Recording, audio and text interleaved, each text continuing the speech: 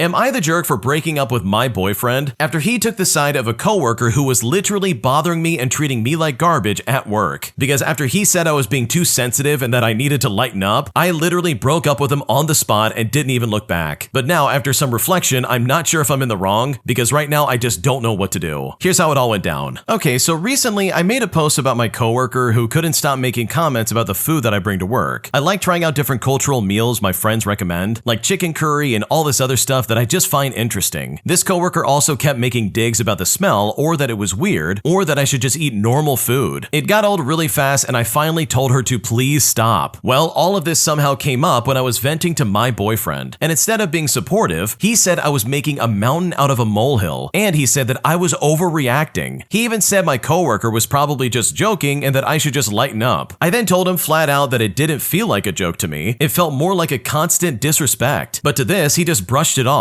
He said to me, "You're always so sensitive." And that honestly hurt way more than what my coworker said. Now, we've only been dating for like 10 months, but you know what? I broke up with him on the spot. I just couldn't wrap my head around the fact that the person who's supposed to have my back instead chose to side with someone who belittles me on a daily basis. And now I'm second guessing myself, and I'm wondering if I did the right thing, or if I overreacted by ending a relationship over this. So seriously, am I the jerk for walking away from a boyfriend who literally just didn't take me seriously when I finally stood up for myself? Because right now I'm kind of at a loss and I don't know what to do. Oh man, this is really toxic, I gotta be honest. The fact that he's even taking anyone's side but yours this early into a relationship is like really stupid. Like, it almost comes across like he's trying to make an argument with you and be like, oh, you're wrong, you need to lighten up, you're so sensitive. And that for me is like the kiss of death. If my partner said that to me, I'd be like, oh, I don't want to be with you anymore. You really think I'm being too sensitive about someone making digs at me on a daily basis? Like, come on, dude, that's absolutely not what's happening here. And based on what the original poster has basically described, things with their coworker were way worse than they're letting going on. Like, they had to go to human resources and file reports and all this other stuff. And it's like, man, if I have to go that far just to get this to stop, then there's clearly a problem going on here. And no, it's not me. It's not because I'm being too sensitive. It's because the coworker is literally bothering me. So for your boyfriend to act like that and be like, oh wow, you're so sensitive, that in my opinion is super toxic and not someone I would ever want to be with. Today, I overheard my boyfriend and his family insulting my background and my looks, with them basically agreeing that I'm not nearly as pretty as his previous girlfriends. And now I'm on the verge of ending our relationship, as I'm so unbelievably hurt by these comments that I seriously just don't know what to do. Here's what's happening. Okay, so I've been dating someone I will call Mark for about 5 months now. I met him at a bar while I was out with friends and we immediately hit it off. Dating him has felt like a dream. I feel so fortunate to have found someone so funny, smart, handsome, and kind. He met my family and they instantly fell in love with him, and they are thrilled that I found such an amazing partner. He constantly tells me how much he loves me, how perfect I am, and how he can't believe he finally found the one. Well, last week we drove to meet his family. I was already a little self-conscious and nervous because Mark comes from a very wealthy and well-educated family. Both of my parents are blue-collar workers and are considered lower class. I grew up in West Virginia and worked incredibly hard to earn a scholarship to UMD after high school. After graduation, I moved to DC and found a job that pays very well. I'm proud of how far I've come in life, considering my family's circumstances. But still, I sometimes feel like an outsider who doesn't quite fit in with upper-class society. I'm also self-conscious because the women Mark dated before me were extremely beautiful. His most recent ex has a massive social media following and could easily be a model. I consider myself a little above average and invest a lot of time and money into my appearance, but still, that's intimidating. When we arrived at Mark's family's house, everyone was welcoming and very kind. I felt ridiculous for ever being nervous and began to relax, feeling like I was fitting in just fine. We spent most of the time outside on their patio, with people filtering in and out to grab food, drinks, and to socialize. But I didn't notice when Mark and his sister, who I'll call Emily, all but disappeared because I was caught up in chatting with everyone. When I got up to use the restroom and walk through the house, I heard hush whispering from another room, and I immediately recognized Mark and Emily's voices and heard my name mentioned. I then stopped and listened for a couple of minutes, and I was devastated by what I heard. Emily said that she was surprised he's dating me because I'm not nearly as established or attractive as his previous partners. She went on to say, "Didn't you tell us her family basically lives in a trailer park and her dad doesn't even have a high school diploma?" And she followed this up by laughter. I waited for Mark to defend me, but instead he agreed with her. He said he considers me cute, that my personality makes up for my appearance and my family, and that I'm definitely not his usual type, but that he really loves me and he is happy that we found each other. She ended the conversation by saying, "Well, we're all just really surprised. She's not what we were expecting. As long as you're happy, I guess it's fine." Well, I felt numb the rest of the day, and I put on a show for his family pretending that everything was fine. When we got to the car to leave, I told him I had overheard his conversation with Emily. I then began to cry and said their words confirmed everything I'd feared about our relationship. I then told him that I needed some space and time just to think things over. He kept apologizing and telling me how perfect he thinks I am, how Emily has always been a bully, and how beautiful he finds me. But fast forward, and this was 5 days ago. At first, he respected my space and checked in with text messages, but I just didn't answer. And now he's in full panic mode, constantly calling, texting, and even begging to come over and talk in person. I told him to leave me alone and that I'd reach out when I was ready. It has now escalated to his sister messaging me on social media just to apologize. In fact, she wants to meet for coffee just to discuss the situation. So I really just need some advice on how to handle this, and I'm wondering if anyone has ever been in a similar situation. Part of me wants to forgive them and move on, but another part of me is disgusted that they spoke about me and my family that way. I'm not sure I could ever fully forgive them, and I worry that this would follow us for the rest of our relationship. What should I do? Okay, honestly, I think I will say that while Mark didn't